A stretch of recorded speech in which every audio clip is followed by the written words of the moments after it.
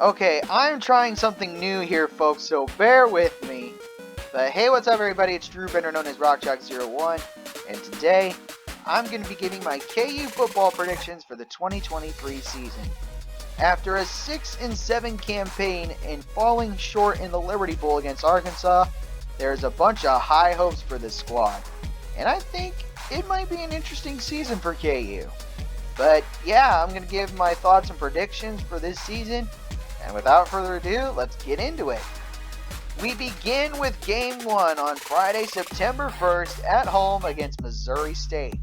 The Bears had a disappointing season after being predicted in the FCS Top 25. They fell to 8th in the Missouri Valley. KU, who was predicted last in the Big 12, finished 8th and surprised a lot of people. However, this game is not going to be close, as KU's high-powered offense will destroy Missouri State's defense, and hopefully there's some defensive improvements for KU as well. I also have score predictions for this one. KU wins it 48-17. Chalk this one up in the win column. KU is 1-0. The following week on Friday, September 8th, KU will be back home to take on Big Ten notable Illinois. Now, both of these teams are kind of similar. Although they've been bottom feeders for many years in their respective conferences, they've had one breakout season. And ultimately, this is going to come down to who scores last, in my opinion, and this is a pick'em. But unfortunately, I don't think KU comes out on top. I would love to see it happen, but unfortunately, I've got Illinois winning. I've got the Illini winning 35-28. So unfortunately, that's KU's first loss of the season. They fall to 1-1. For KU's first Saturday game, they travel on the road, and that's Saturday, September 16th at Nevada. I don't know much about Nevada. All I know is that they're a middle tier to lower tier Mountain West school. But with that said, I think KU wins this one comfortably over the Wolfpack and improve their win-loss record. I've got KU winning this one 44-20, and KU ends the non-conference slate 2-1.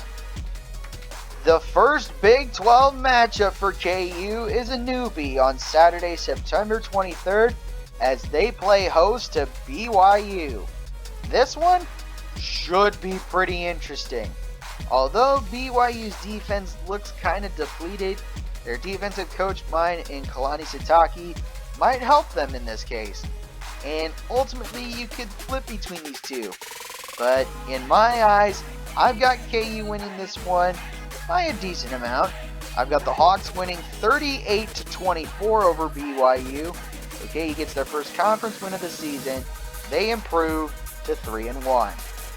The Hawks will travel down south on Saturday, September 30th to Austin, Texas to take on the Texas Longhorns, who I assume at this point would be undefeated.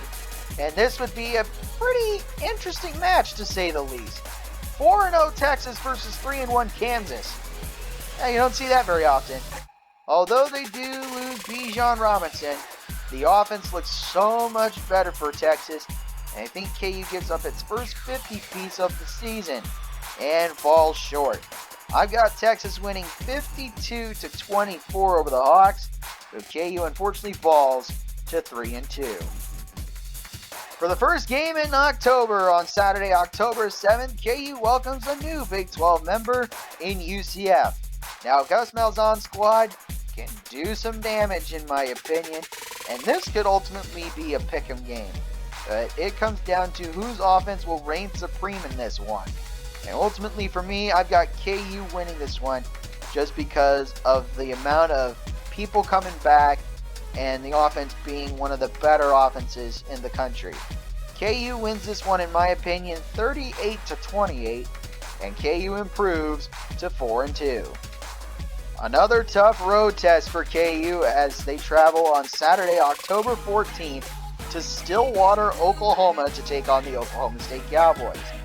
Mike Gundy's squad might be in some trouble this year, as they really don't have a good quarterback in my eyes to really control their offense. But they might find a way to squeak some points out and make this a game.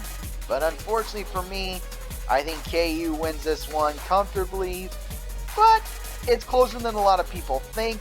I've got KU winning 35-27.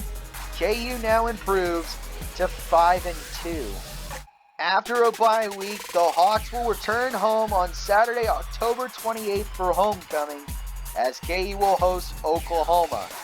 Now the Sooners under second-year head coach Brent Venables look poised for a chance to make another Big 12 championship game appearance, and they do return a lot, especially senior quarterback Dylan Gabriel. Ultimately with that, I think Oklahoma prevails over KU, but it will be relatively close like it has been the last couple of years. I've got Oklahoma winning in a shootout 45-30, so unfortunately KU falls to 5-3 on the season. A game that looks good for KU on paper, but not easy in practice, as they will travel on Saturday, November 4th to Ames, Iowa to take on the Iowa State Cyclones. Iowa State, I gotta be honest, they might stink this year. A lot of guys have been in trouble with gambling situations, including their heavy-powered quarterback, Hunter Deckers. Last year, their offense really didn't produce, and I think that will be the case this season, especially if they don't have Deckers under center. I've got KU winning this one 31-16 and becoming bowl eligible after this game. KU improves on the season. They move up to 6-3.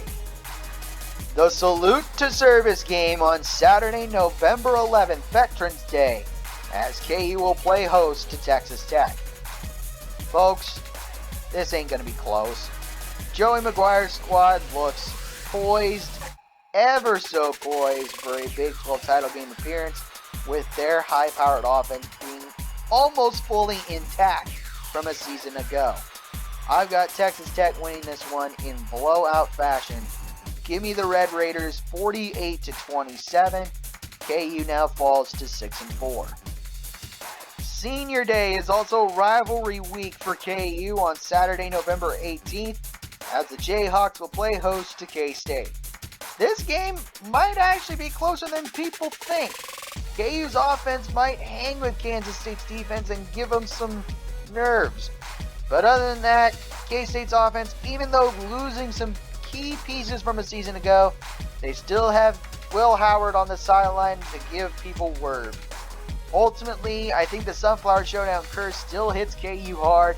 I've got Kansas State winning 38-23. So that's another loss for KU. They now fall to 6-5. And the final regular season game for KU is on Saturday, November 25th, as they will travel to the state of Ohio to take on the Cincinnati Bearcats. This is the first time that these two met on the gridiron since the late 90s, which I think both two schools split.